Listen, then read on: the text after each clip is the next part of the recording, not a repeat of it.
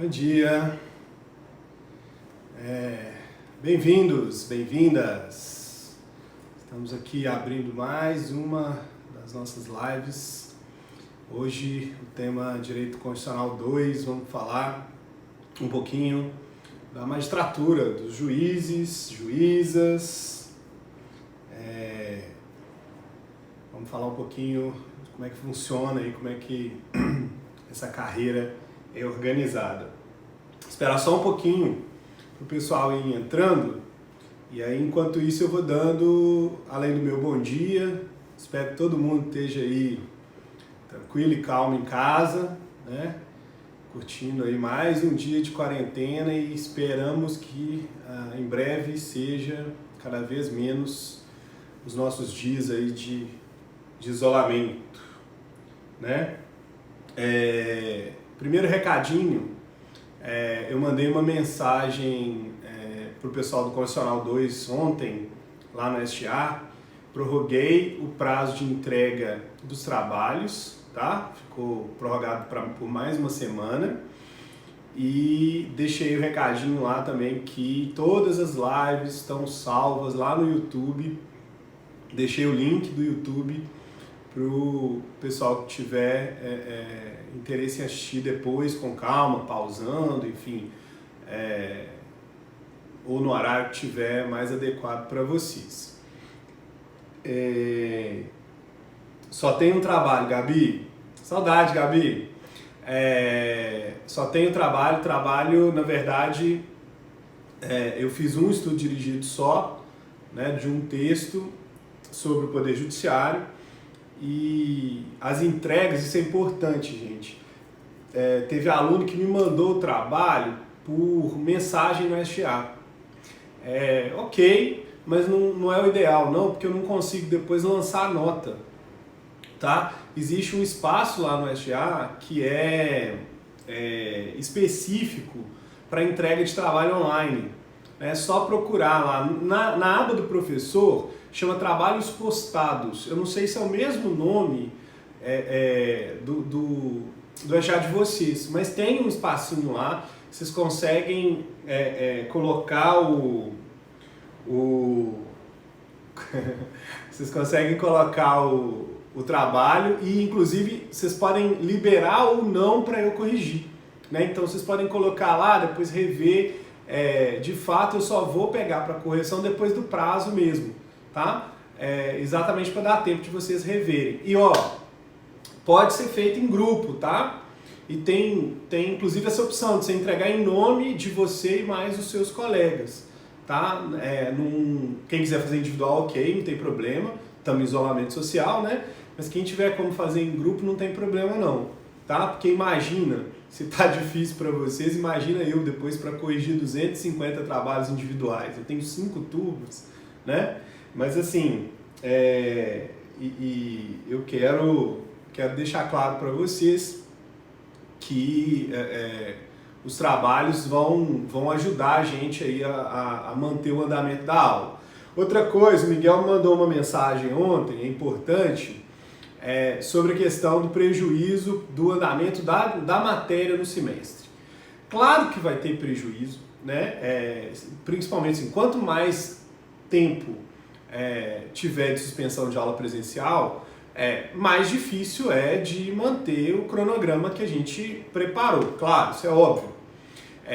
Mas a notícia boa que eu tenho para dar para vocês é que, de acordo com a minha preparação aula a aula, a gente ainda não está no prejuízo e, dependendo da duração dessa quarentena, a gente consegue retornar com pouquíssimo prejuízo, porque tem pelo menos 3 aulas que a gente consegue recuperar que estavam programadas para frente sem conteúdo, né? Por exemplo, segunda chamada, que a gente pode usar a aula e ao invés de fazer a prova de segunda chamada no dia de uma aula, a gente marca como uma atividade extra.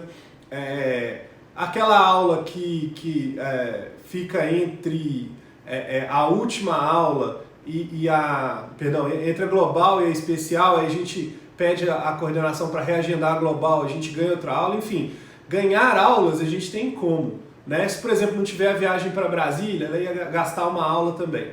Então, assim, não se preocupem, tá? A gente não vai perder conteúdo de forma muito significativa se a quarentena durar talvez aí mais 10, 15 dias. A partir daí, aí nós vamos ter que rever e provavelmente a universidade ela vai dar alguma orientação pra gente aí sobre essa questão. Então podem ficar tranquilos, no momento a gente não tem nenhum prejuízo. A aula que eu vou dar hoje é mais ou menos a aula que eu daria para vocês nessa fase, tá? E outra, né? Aqui a aula é só expositiva, ela é menos dialogada, muito menos dialogada do que quando eu estou em sala. Então, às vezes, quando eu preparo 2 aulas para uma mesma matéria, aqui dá para fazer com uma só, né? Então, assim, podem ficar tranquilos quanto a isso. Gabi, no final da aula tiro uma dúvida, falei dentro do STJ, conflito de competência positivo e negativo. Que isso? Eu não peguei na aula, beleza. Tá. Ah, que bom, Laura. Como é que tá Divinópolis? Você tá em Divinópolis ou tá em BH? Bom demais ficar sabendo que vocês estão buscando conhecimento aí, como diria o ET Bilu, né? Vamos lá, vamos começar? Dá um joinha aí, quem é aluno de Constitucional 2 aí, aluna de Constitucional 2, para eu ver como é que tá o nosso quórum aí hoje.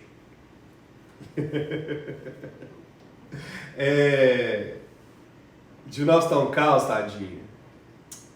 Manda os joinha aí, vamos fazer chamada por joinha. Saber todo mundo que tá aí, pra gente... Aí, ó, Júlia, Rafael, Suelen, a Vivi, a Laura. A Mariana mandou uma gargalhada, né? Miguel, que não tem um nome melhor. Verônica, o Caio, ei, Daphne, a Ana, Letícia, Karina. Olha a chamada rolando, ó. Henrique, Stephanie, Lucas Nassif. Ô, Mário Saveri, bem-vindo, meu querido.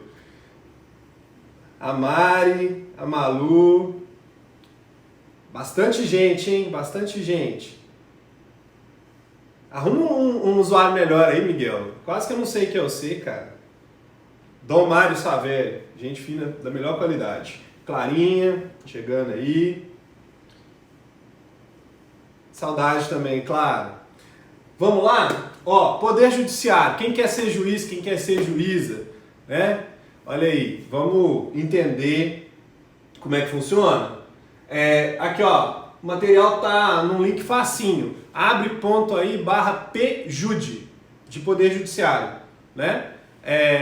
Quem tá direto no Instagram pode acessar pelo link que tá lá na bio. Uma última coisa. Depois que eu terminar a live de hoje, eu vou fazer uma enquete para saber qual plataforma que vocês preferem para a gente programar as aulas da semana que vem. Se a gente continua no Instagram, se a gente vai pro YouTube, se a gente vai pro Canvas ou se vocês têm alguma outra sugestão, tá? Eu vou tentar aí usar a democracia, mas a gente sabe que é difícil porque eu não sou produtor de conteúdo virtual, então não tenho familiaridade com tudo quanto é plataforma, mas eu juro que eu vou tentar, tá? Última propaganda de hoje, teve uma live bacanérrima com o professor Álvaro Souza Cruz ontem à noite, tá disponível aí ainda, até logo mais, no Instagram, imperdível. O Álvaro falou muita coisa legal, a gente discutiu muita coisa legal sobre essas vedações e proibições que estão acontecendo aí em razão da pandemia, tá? Depois, se vocês puderem dar uma força lá, assistam. Queria mandar um abraço para o professor Vitor Lana também, que está aí conosco. Provavelmente eu e o Vitor vamos fazer uma outra live também compartilhada. Estamos decidindo isso aí, eu dou notícia para vocês. Poder Judiciário, vamos lá. Vamos começar com as garantias. Poder Judiciário é uma instituição. Lá atrás, lá no início da Constituição, a Constituição fala que os poderes são o Executivo, o Legislativo e o Judiciário, todos eles harmônicos e independentes. Para que essa harmonia e independência aconteçam, a Constituição entrega para a gente aí, ou melhor dizendo, concede ao Poder Judiciário garantias institucionais, ou seja, são garantias de que o Judiciário terá proteções constitucionais para que possa funcionar de maneira independente dos demais poderes e, óbvio, colaborativa, cooperativa com estes. Ok?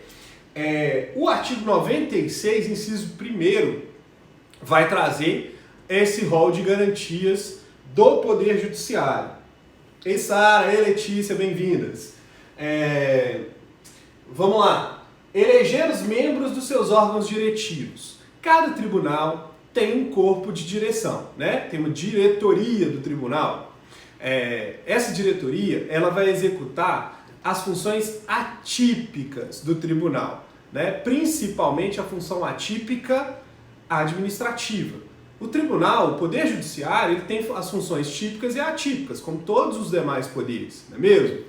O Judiciário tem como função típica a jurisdição, mas como função atípica, ele tem a função administrativa e a função legislativa.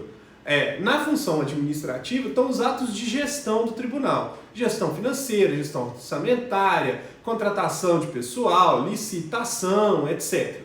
Quem faz isso em nome do tribunal? O corpo diretivo, né? A diretoria do tribunal, a presidência e as vice-presidências do tribunal. Quem escolhe o presidente do Poder Judiciário? Quem escolhe o presidente do tribunal? O próprio tribunal, né? O próprio Poder Judiciário. Por eleições. Aliás, esse ano teremos eleições no Tribunal de Justiça do Estado de Minas Gerais, né? O atual presidente, Dr. Nelson Messias, vai ser substituído ou reeleito, né? Pode haver, segundo o Estatuto da Magistratura, uma única reeleição, né?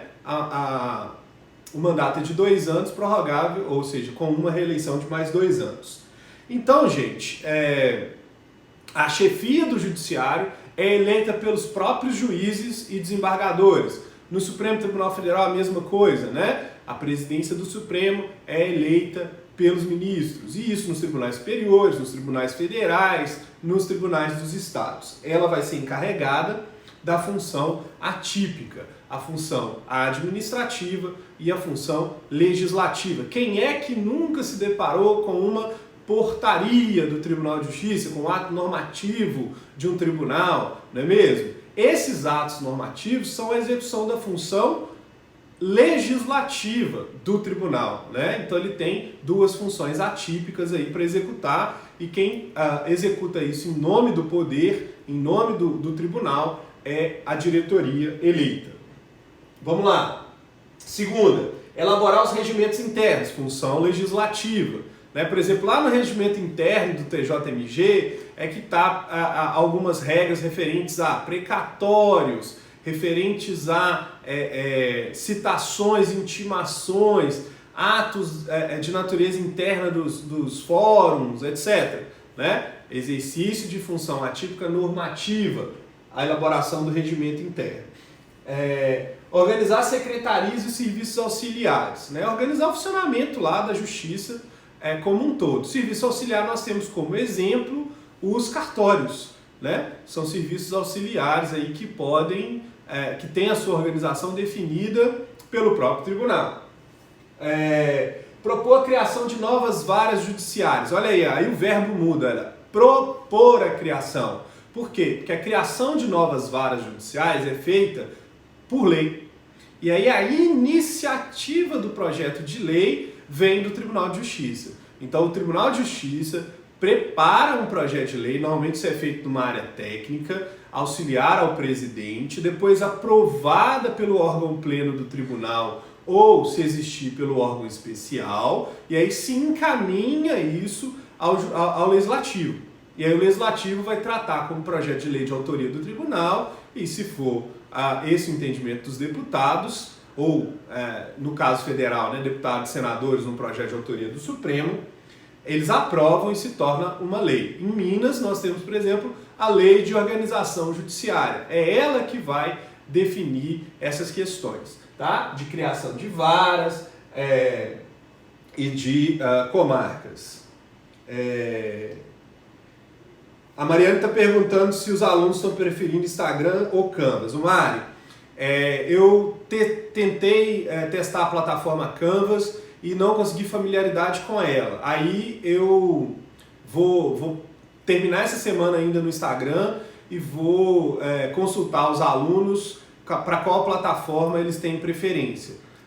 Então, assim, vamos tentar decidir isso aí, tá? Mas por enquanto eu vou ficar pelo Instagram e estou usando o SGA para fazer a parte de exercícios e atividades com as turmas, tá bom? Como eu dei vários trabalhos lá no início do regime letivo remoto, eu ainda não coloquei exercícios, exatamente porque senão os meninos vão ficar doidos, né? Com um monte de trabalho, um monte de exercício para fazer, eu estou dando um tempo para dar tempo deles fazerem as atividades que estão já provavelmente muitas, para aí depois a gente voltar a propor algumas atividades que podem nem ser avaliativas, mas simplesmente para fixação de conteúdo via SGA.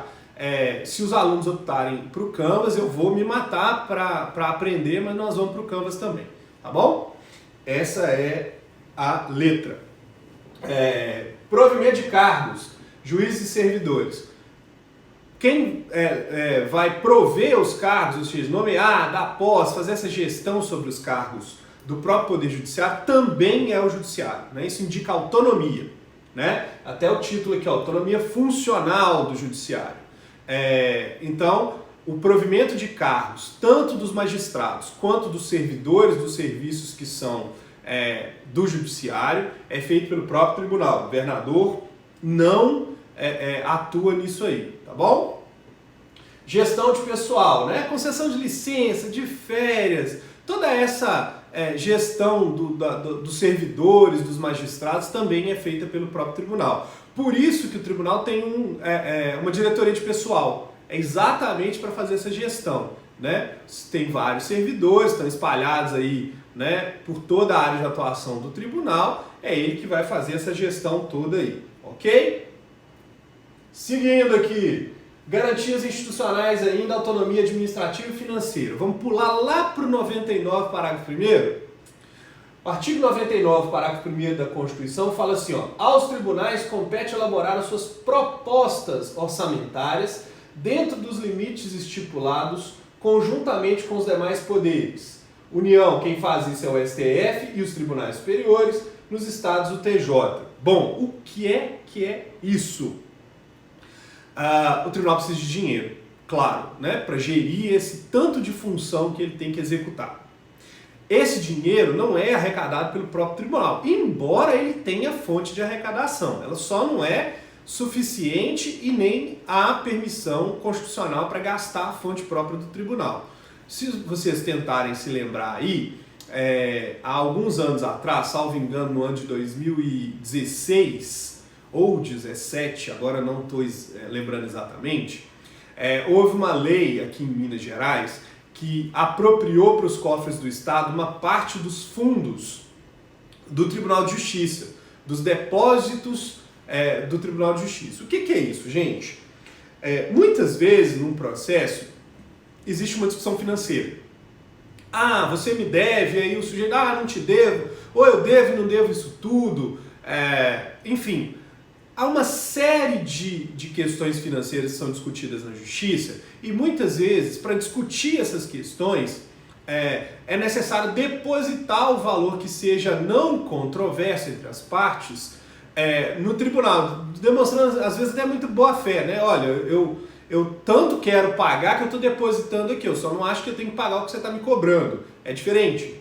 Então esse valor aí de depósitos, que são ligados a várias ações onde recursos financeiros são depositados e ficam como se o tribunal fosse uma espécie de depositário fiel desses recursos, isso fica numa conta que é gerida pelo tribunal, num banco oficial, certo? E isso gera um valor financeiro muito, muito significativo. O tribunal tem esse dinheiro, mas percebe que não é dele, porque o que pode acontecer? Julgou a ação, o sujeito aceita receber o que foi depositado, óbvio que aquele valor tem que ser entregue com correção monetária. Então o tribunal tem que ter disponibilidade financeira imediata para pagar aquilo, como se fosse um banco, né? Imagina se todos os brasileiros fossem aos bancos hoje tirar dinheiro. Os bancos não têm imediatamente o dinheiro de todo mundo na hora, tá? Então esses dinheiros aí que ficam no tribunal não são para ele se manter, ok? Tanto é que o Supremo discutiu aí a constitucionalidade dessa apropriação de recursos, mas isso não é tema para agora. O que eu quero mostrar para vocês é que o recurso que o tribunal usa para as suas finalidades, para o cumprimento das suas finalidades, ele vem de quem arrecada. E quem arrecada é o executivo. E o executivo trabalha com a ideia de orçamento, né? Então, como saber o que o tribunal vai gastar e quanto que tem que repassar pelo tribunal? Tá aqui, ó, 99, parágrafo 1º. O tribunal vai discutir com o Poder Executivo o valor que compete a ele por causa do equilíbrio entre o que está sendo arrecadado e o que precisa ser gasto, né? Discutiu isso com o Executivo, com o Legislativo, com o Ministério Público, com a Defensoria, né, que são órgãos autônomos. Chegou ao seu denominador comum, o tribunal vai elaborar a proposta orçamentária e enviar para o Legislativo junto com o orçamento que é enviado pelo Executivo, né? E aí há uma consolidação lá no Legislativo dessas propostas. Gestão financeira do tribunal. Na União, quem faz isso é o STF e cada tribunal superior. TST, TSE, STM e o STJ. Tá? Cada um faz a sua proposta orçamentária. E o STF faz a proposta orçamentária do Poder Judiciário como um todo, né? Então ele lidera esse movimento aí. Calção para obtenção de efeito suspensivo, embargos de execução. É um exemplo, Gabriel, desses casos aí em que os depósitos são custodiados aí pelo Tribunal de Justiça. Muito bem lembrado. Nos estados, quem vai fazer essa proposta orçamentária é o Tribunal de Justiça. Então, olha só, ele tem um departamento de pessoal e ele tem um departamento financeiro que vai trabalhar essa questão financeira e orçamentária, que vai compor a proposta que vai lá para o Legislativo aprovou, o tribunal já sabe qual é o recurso que ele pode esperar durante um ano, né? Esperar, porque é diferente, né? O orçamento é uma previsão. Pode ser que não tenha entrado nos cofres do Executivo o recurso que estava previsto por um acontecimento que não estava planejado. Exemplo, Covid-19, não é mesmo? Olha aí, vocês acham que o Estado vai continuar arrecadando tanto que arrecadava antes, que os municípios vão continuar arrecadando tanto que arrecadava antes? Não, esse ano vai ser um ano de quebra de receita. E aí tem que replanejar isso com o orçamento que existe, tá bom? Seguinte, reserva de iniciativa legislativa. Então, outra coisa que é competência lá do Poder Judiciário, e é meio que atípico, né, mas é importante para garantir o funcionamento do Judiciário, é que ele pode começar um processo legislativo. Ele tem a iniciativa de lei, mas só para matérias específicas. Que matérias que são essas? Olha, ao STF, aos tribunais superiores e aos tribunais de justiça. Então, de novo, esse grupinho aí, STF, tribunais superiores, TJs, os TJs só no âmbito do respectivo estado. De acordo com o artigo 96, inciso 2, então, ó, começamos no 96, fomos lá para o 99, voltamos para o 96. Inciso 2 agora. É reservada a iniciativa de projeto de leis para esses três aí, STF, Tribunais Superiores, TJ, sobre determinadas matérias. Quais que são essas matérias? Alteração do número de membros dos tribunais inferiores. Isso diz respeito especificamente ao grupo de cima, STF e os tribunais superiores. Quantos membros tem o Tribunal Regional Federal da Primeira Região? Quem define isso é o STF, tá? Esse número de membros aí e a alteração desses números vem por projeto de lei, e esse projeto de lei tem que ser de iniciativa do Supremo, de um Tribunal Superior para a sua respectiva justiça, ou do Tribunal de Justiça, no caso específico dos estados, ok? Criação e extinção de cargos e remuneração de serviços auxiliares, bem como a fixação de subsídio dos membros, inclusive dos tribunais superiores. Olha aí. Criação e extinção de cargos, né? Por exemplo, Com a tecnologia não é necessário mais o cargo de ascensorista lá no Tribunal de Justiça. Então, precisa de uma lei para extinguir os cargos respectivos. Quem vai propor essa lei? O próprio tribunal. Por quê? Porque isso é gestão do tribunal, né? Então diz respeito unicamente a ele, só que isso tem que passar pelo princípio da legalidade. Remuneração também, questões que passam por lei, pelo princípio da legalidade. Nesse caso, proposta do tribunal, tá? Então a proposta de lei que vem impactar nos cargos, na remuneração dos cargos, inclusive de juízes, aí nós estamos falando de subsídio. Fixação de subsídio de juiz, fixação de subsídio de servidor, de desembargador, também via projeto de lei de iniciativa do tribunal. Tanto fixação, quanto reajuste, quanto recomposição salarial, tudo isso passa pelo princípio da legalidade. Ou seja, tem que aprovar a lei. E a iniciativa dessa lei é do próprio tribunal. Criação e extinção de tribunais inferiores. Aqui eu quero chamar uma atenção. A Constituição traz essa regra de que para criar um tribunal novo ou extinguir um tribunal existente tem que ser feito por projeto de lei de iniciativa do Poder Judiciário, do próprio Judiciário, Supremo Tribunal Superior e TJ. Pois bem, aqui em Minas nós tivemos a extinção do Tribunal de Alçada. Quem nunca ouviu falar, junto com o Tribunal de Justiça, tinha um outro tribunal chamado Tribunal de Alçada. E era um último passo da carreira do juiz de direito em Minas, né? Ele começava como juiz substituto, progredia até chegar ao Tribunal de Alçada, onde ele se tornava juiz de alçada ou juíza de alçada.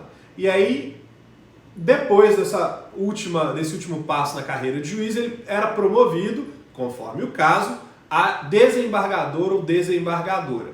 O Tribunal de Alçada foi extinto por iniciativa do próprio Judiciário Mineiro, tá? A mesma discussão sobre o Tribunal de Justiça Militar, né? Sobre a importância, a relevância de manter ou não o TJMG. Precisa de projeto de lei de iniciativa do Poder Judiciário. E sobre criação? Vocês já devem ter ouvido falar que Minas Gerais, aliás, quem estava na minha aula lembra disso, né? Minas Gerais pertence ao Tribunal Regional Federal da primeira região, que é enorme, pega uma parte do Nordeste, do Norte do país, etc. Né? Só que Minas Gerais é responsável por um volume muito grande das causas do TRF da primeira região, Tribunal Regional Federal da primeira região. Então, há um movimento, já há muito tempo, de criação de um Tribunal Regional Federal novo, que possa atender Minas Gerais. Pois bem, esse Tribunal Regional Federal novo, ele só poderia ser criado por lei de iniciativa do STF.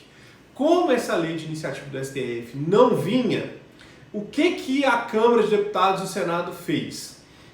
Por pressão dos parlamentares, principalmente da bancada mineira, foi feita uma emenda à Constituição e nessa emenda à Constituição esse tribunal foi criado. Não só esse, mas alguns outros. Tá? E aí, essa emenda à Constituição foi objeto de uma ação direta de inconstitucionalidade. Então, olha só, pode ter controle de constitucionalidade de emenda via ação direta. O ministro relator dessa ação era o ministro Joaquim Barbosa e ele suspendeu a eficácia da emenda por liminar. Com a aposentadoria do ministro Joaquim Barbosa, esse processo foi redistribuído para o ministro Luiz Fux e o Fux referendou a liminar. Então, a criação do TRF da sexta região, que seria o novo que iria atender Minas Gerais, ela está suspensa porque ela foi feita por emenda à Constituição e, segundo a decisão Joaquim Barbosa, essa emenda é inconstitucional, ou seja, ela parece inconstitucional porque liminarmente foi suspensa seus efeitos. Ela tem, né, uma aura aí de inconstitucionalidade. Por que eu estou falando isso? Porque o motivo de decidir do ministro foi o seguinte: a edição de emenda à Constituição é uma burla da iniciativa reservada, né? Quem pode propor emenda à Constituição? o presidente da República, 1/3 dos deputados, ou 1/3 dos senadores, ou mais da metade das assembleias legislativas. Ou seja, o judiciário não tem a iniciativa de emenda à Constituição. Então foi o jeito que os parlamentares deram para fazer a criação do tribunal sem esperar o projeto de lei do Supremo Tribunal Federal, né? Então esse é um exemplo aí de como que essa reserva de iniciativa é relevante e está presente na discussão da doutrina.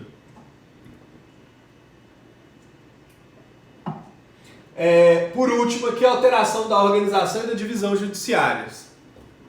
Criação de comarca, alteração de comarca, criação de vara em comarca, né? Por exemplo, você pega uma comarca que tem uma vara só, tipo Sabinópolis, para criar a segunda vara de Sabinópolis e, por exemplo, fazer com que tenha um juiz civil e uma juíza criminal, ou vice-versa, ou 2 juízes ou 2 juízes, precisa de ter 2 varas, né? Então teria que criar uma vara nova nessa comarca que tem uma vara só. Para isso, tem que ser por lei que vai alterar a organização e divisão judiciária, né? Existe uma lei estadual de organização judiciária e existe uma lei, várias leis federais de organização judiciária.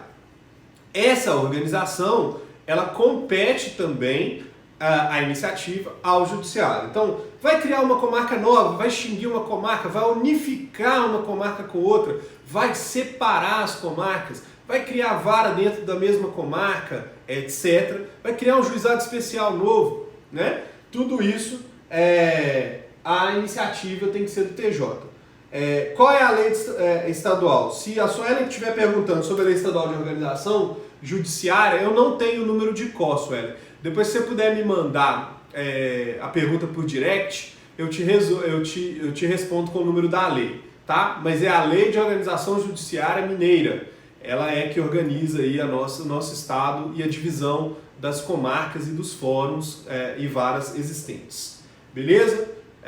Se não for isso, por gentileza, você corrige. Obrigado. E as garantias dos membros, dos magistrados? Aí nós vamos descer ali para o artigo 95. Essas 3 garantias que estão na tela aqui são as garantias dos membros, juízes, desembargadores, magistrados e magistradas em geral. Inamovibilidade, vitaliciedade, redutibilidade de subsídios. O que é isso? Vamos começar então, para usar a ordem que está na tela aí, pela vitaliciedade. Servidor público estável pode ser dispensado? Pode mandar embora um servidor público estável? O que vocês acham? Manda joinha aí quem acha que pode. Vamos ver se vocês estão prestando atenção.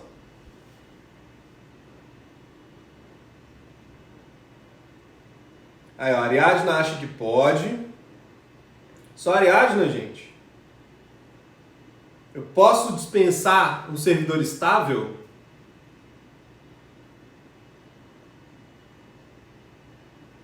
Aí o Rafael falou assim, pode ser exonerado. O que mais? Vocês estão em dúvida? Olha só, pode. Mas a estabilidade ela é uma garantia que só permite o desligamento do servidor quando em 3 casos. Sentença judicial transitada em julgado, então o Poder Judiciário decidiu que ele deve ser desligado. Processo administrativo em que seja dada ao servidor oportunidade de ampla defesa e contraditório. Então, quer dizer, é feito um processo administrativo, o servidor vai poder se manifestar nesse processo, inclusive por intermédio de advogado, e aí a administração conclui o processo administrativo e entende que a penalidade aplicável é a dispensa, né? Ou então, por insuficiência de desempenho, o 3º item. Vai fazer a avaliação de desempenho do servidor e depois de várias avaliações de desempenho periódicas, na forma de uma lei complementar, é entendido que o desempenho desse servidor é insuficiente, ele pode ser desligado, precisa da lei complementar. Agora, o magistrado, ele tem uma garantia mais forte. Primeiro, a vitaliciedade, ela é adquirida antes que o servidor, por exemplo, garantisse estabilidade, porque o prazo de estabilidade é de 3 anos. O prazo de vitaliciedade é de 2. Então o juiz se torna vitalício com 2 anos. E o que é o vitaliciamento? Então ele toma posse, entra em exercício, começa o prazo de vitaliciamento do juiz. Ele vai ter avaliação de desempenho, ele vai ter que frequentar cursos, a própria escola da magistratura vai oferecer cursos para esse juiz ou para essa juíza. Isso aí, ó, Ariadna já foi lá e pegou, ó, artigo 41, parágrafo 1º da Constituição, como é que se pode dispensar servidor estável. Mas voltando para a vitaliciedade, então dentro do prazo de 2 anos ele vai ser avaliado e cumprido esse prazo, a juíza ou o juiz será declarado vitalício. Qual é a consequência disso? Esse juiz, ele não mais perde o cargo. Agora, ele pode ser desligado, mas nesse caso ele vai ser desligado com direito à aposentadoria, com proventos proporcionais ao tempo de serviço prestado, tá? Então, quer dizer, pode desligar um juiz vitalício? Até pode, mas é bem mais complicado e o efeito do desligamento é diferente. Quando você desliga um servidor, tchau, acabou, né? Ele vai receber lá as verbas do período trabalhado e pronto, desligou o servidor, exonerou o servidor.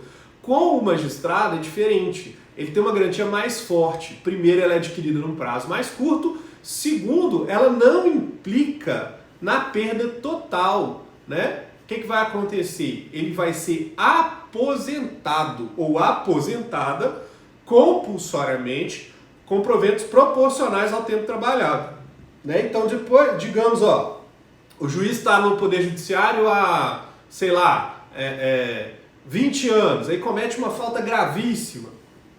O que vai acontecer com ele? Processo administrativo ou processo judicial, desligamento, mas aí por aposentadoria compulsória, e esse prazo de magistratura dele vai ser computado para proporcionalizar o tempo de serviço para o efeito da aposentadoria. Então é uma garantia muito forte. Né? A gente até brinca no meio da advocacia que não existe ex-juiz. Né? Todo juiz é juiz a vida inteira. Né? Tanto é que você fala, fulano é juiz aposentado, fulano é desembargadora aposentada. É exatamente por isso. Ok? Vitaliciedade. Inamovibilidade. Essa garantia aqui da inamovibilidade quer dizer que o juiz não pode ser transferido de jurisdição a não ser por vontade própria. Né?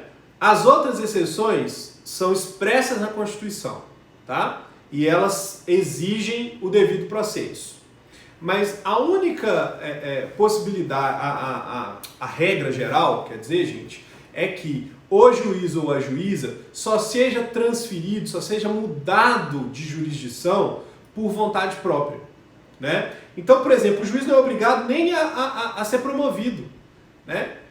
Porque a promoção, em regra, ela envolve mudança de comarca, ou mudança de vara, ou mudança para o tribunal. Né? Isso depende da vontade do magistrado. Por quê? Porque ele tem garantia de inamovibilidade. Ele não pode ser mudado de comarca, mudado de jurisdição. Por que isso?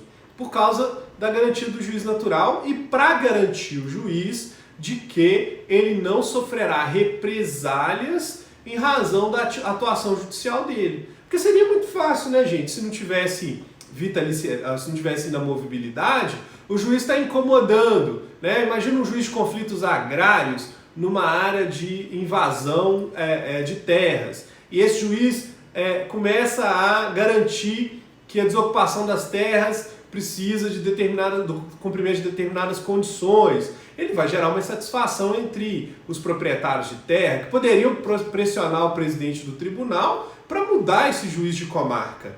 E aí? Né? O presidente do tribunal não pode. Por quê? Porque ele tem garantia de inamovibilidade. Esse magistrado não pode ser trocado de comarca, de vara, de jurisdição, sem o concurso da vontade dele. Né? Só pode alterar se ele concordar ou pedir. Né? Então, por isso que a promoção, por exemplo, ela é voluntária. O juiz só é promovido se quiser ser promovido.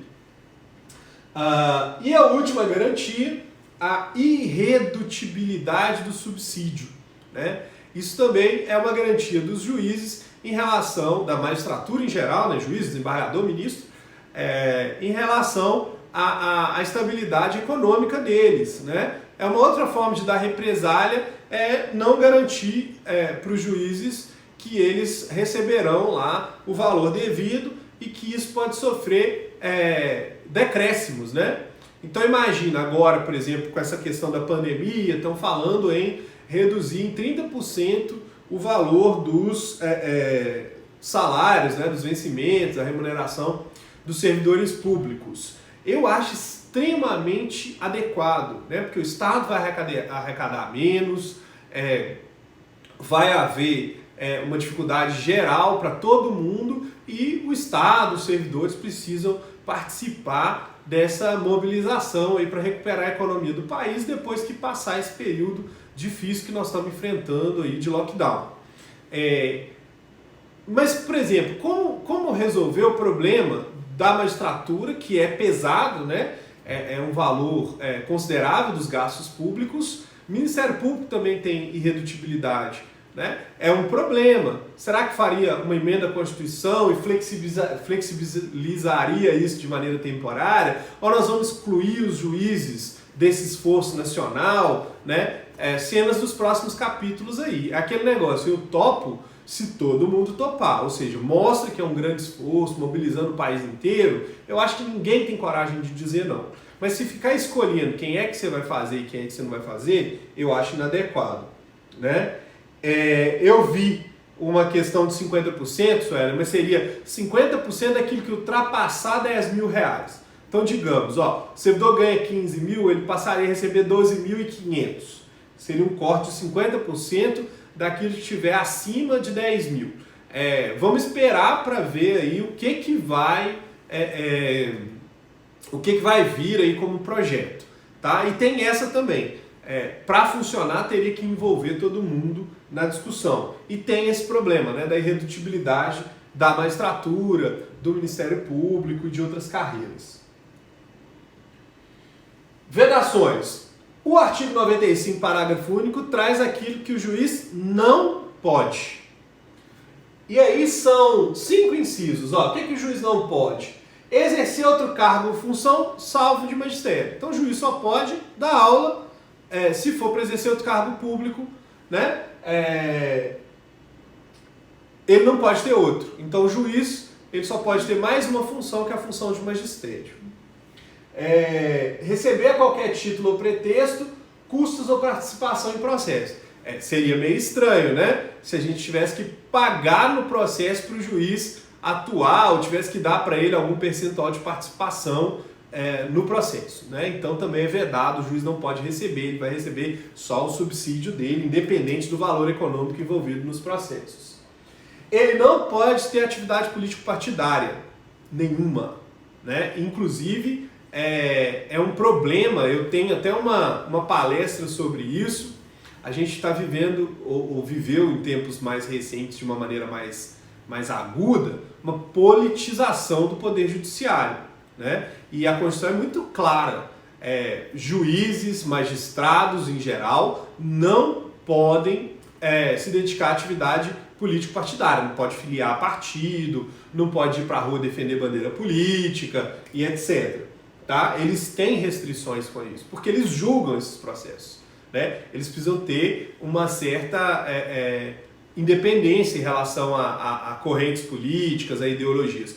Óbvio, gente, eu não estou negando que eles têm ideologia. Claro que eles têm. Preferências políticas, etc. O que a Constituição veda é ele externar isso, né, de maneira pública. Isso é que é inadequado e é constitucionalmente vedado para os juízos, né? Boa, Laurinha. Boa. Chorava, né? Porque não é mais magistrado. Largou, né? Pediu exoneração.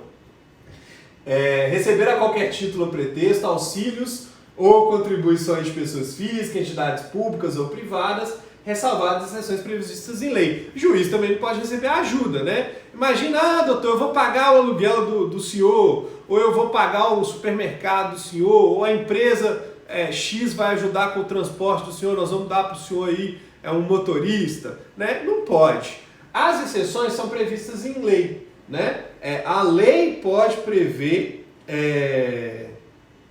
situações em que o juiz vai receber aí auxílio, contribuição de entidade pública, principalmente, né? Aí é uma outra questão, princípio da legalidade. Agora, essas ajudinhas aí, não pode. Comentário do Gabriel, aí é verdade, né? Porque o Ministério Público também tem essa garantia, tem essa vedação. Júlia, ele aposentou compulsoriamente? Não. Ele exonerou-se. Por quê? Porque foi voluntário. Ele quis se desligar. Tem isso, né? Ele desistiu da carreira de magistrado. Aí pode. Ele desistiu da carreira de magistrado para ser ministro do governo federal.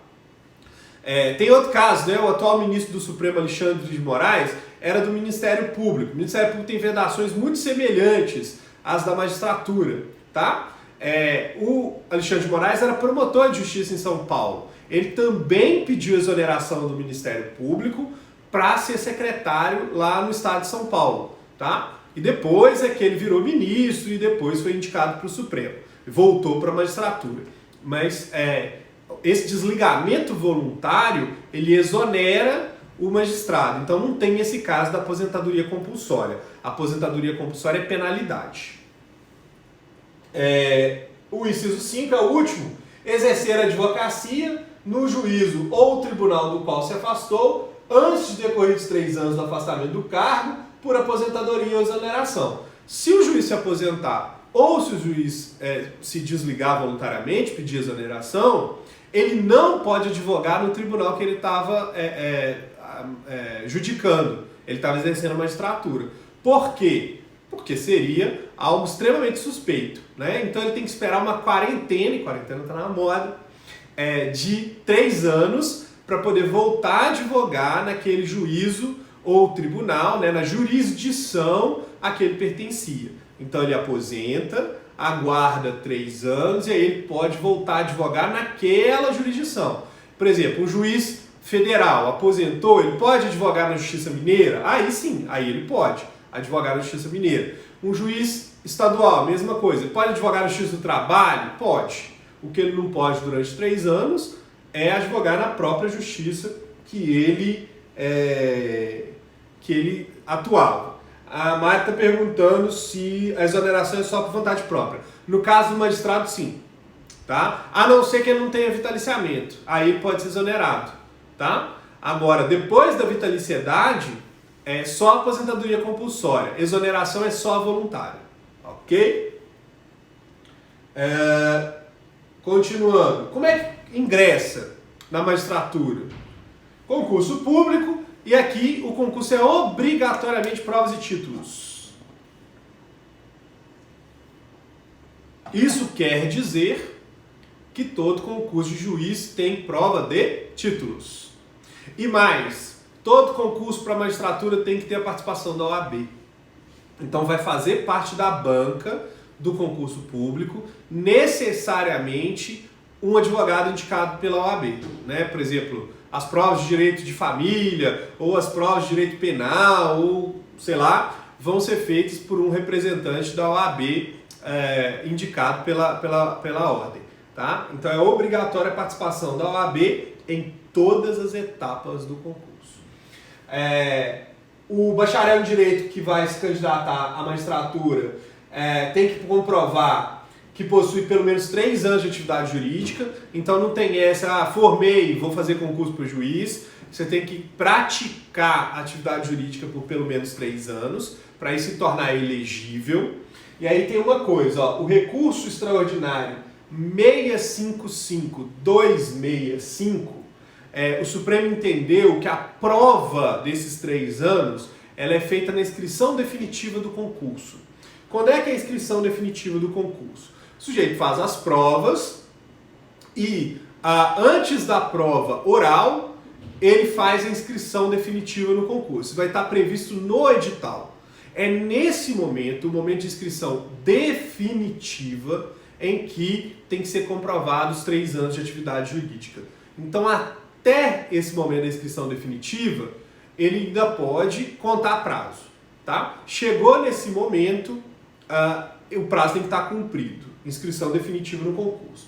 Detalhe, tem uma resolução do CNJ, a resolução 70E5, ela também é importante porque ela vai definir as regras aí, o que pode ser considerado atividade jurídica e o que não pode ser considerado atividade jurídica para fins de cumprimento do requisito constitucional. Então, 2 coisas importantes. Dá uma olhadinha na ementa do recurso extraordinário 655-265 e consultar a resolução 75 do CNJ, quais são as atividades que são consideradas atividades jurídicas para contagem de prazo e ingresso na magistratura. E o cargo inicial, todo concursando, quando é aprovado ou aprovada no concurso público, vai tomar posse num cargo chamado juiz ou juíza substituto ou substituta. Né? O que quer dizer isso? É um juiz que ainda não está titular de uma determinada comarca ou vara.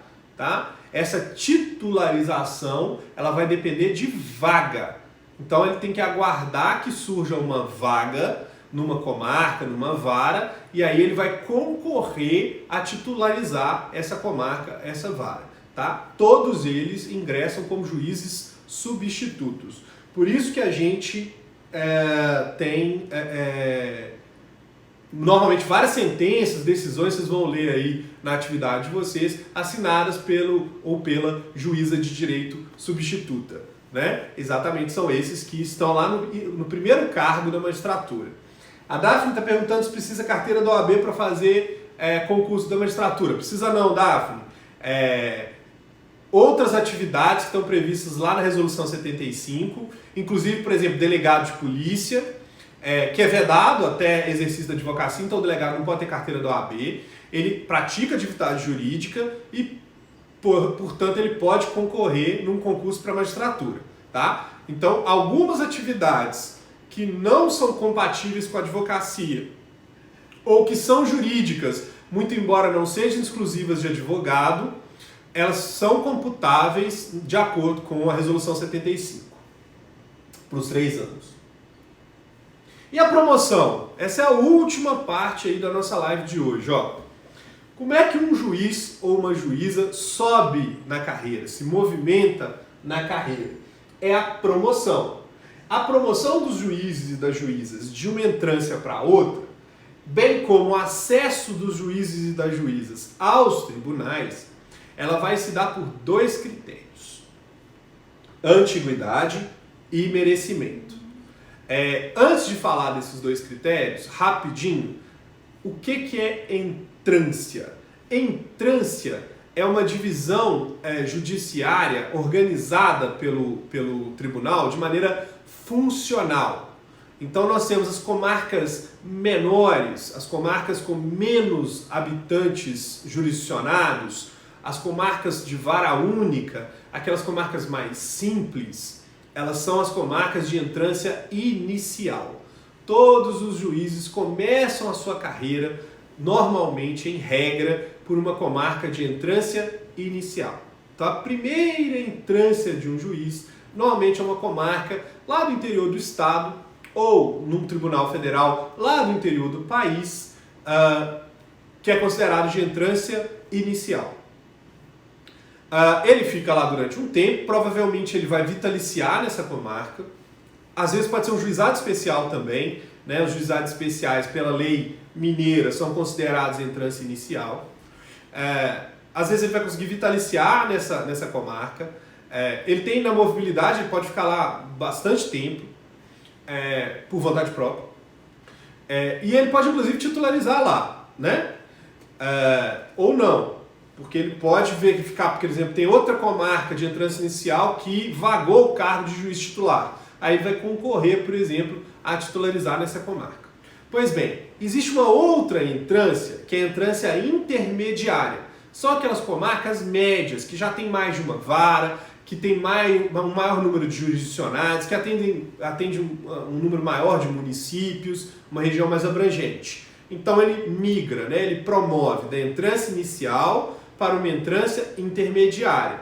As cidades maiores são as entrâncias finais ou especiais. Capital, cidades muito populosas, né? Cidades polo regionais, com muitas varas, com muitos jurisdicionados, com muitas cidades agregadas na comarca, são a entrância final ou entrância especial. A capital, por exemplo, do estado é a entrância especial. Então, essas são a última fase da carreira do magistrado como juiz. Então ele ingressou num concurso como juiz substituto, foi para uma entrância inicial, foi promovido ou titularizou e foi promovido ou promovida para uma entrância intermediária e aí foi para a entrância final ou para a entrância especial, passou a estar apto à última promoção possível, né? Então a entrância são esses níveis aí que vão marcar as promoções dos magistrados. E aí, eles se movimentam de entrância para entrância, né? Eles são promovidos, ou elas são promovidas, ou por antiguidade ou por merecimento. E a Constituição coloca que esses requisitos são alternados. Uma promoção por antiguidade, uma por merecimento. Então, abriu uma vaga, promove por antiguidade. Abriu a próxima vaga, agora tem que ser por merecimento. Abriu mais uma, antiguidade, por aí vai. Tá? Beleza. Então, antiguidade, merecimento. Como é que faz isso? Lá na Constituição, existem algumas regrinhas que eu peço que vocês deem uma lida sobre a questão da antiguidade. Ela sempre vai ser levada em conta, né? O juiz mais antigo é aquele que tem a posse mais antiga. Não é o juiz ou juíza mais velho, tá? É aquele que está na magistratura, naquela entrância há mais tempo. E aí ele pode ser promovido, né? Então o critério de antiguidade é um critério de antiguidade na carreira ou na entrância, tá? E merecimento? Merecimento é um critério objetivo.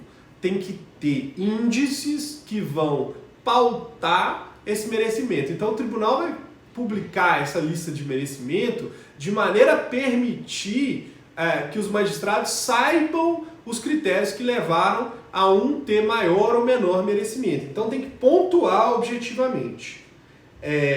Entrância são os graus de promoção da carreira. Instância é o quê? Instância é a diferença entre juízo